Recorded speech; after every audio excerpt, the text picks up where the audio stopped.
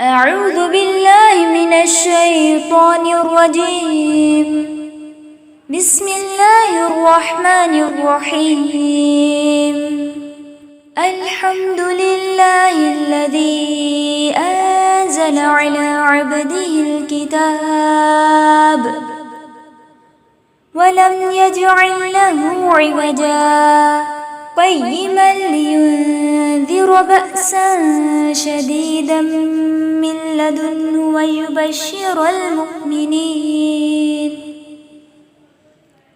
الذين يعملون الصالحات أن لهم أجرا حسنا ماكثين فيه أبدا وينذر الذين قالوا اتخذ الله ولدا ما لهم به من علم ولا لآبائهم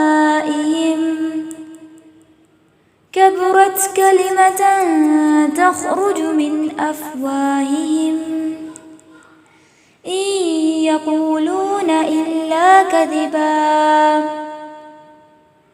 فلعلك باخع نفسك على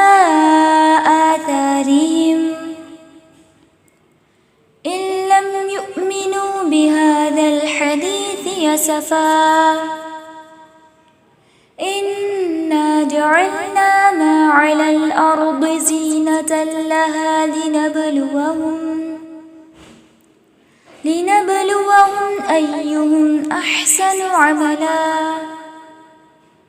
وإنا لجاعلون ما عليها صعيدا جرزا أم حسبت أن أصحاب الكهف والرقيم كانوا من آياتنا عجبا إذ أوى الفتية إلى الكهف فقالوا ربنا آتنا من لدنك رحمة وهيئ لنا من أمرنا رشدا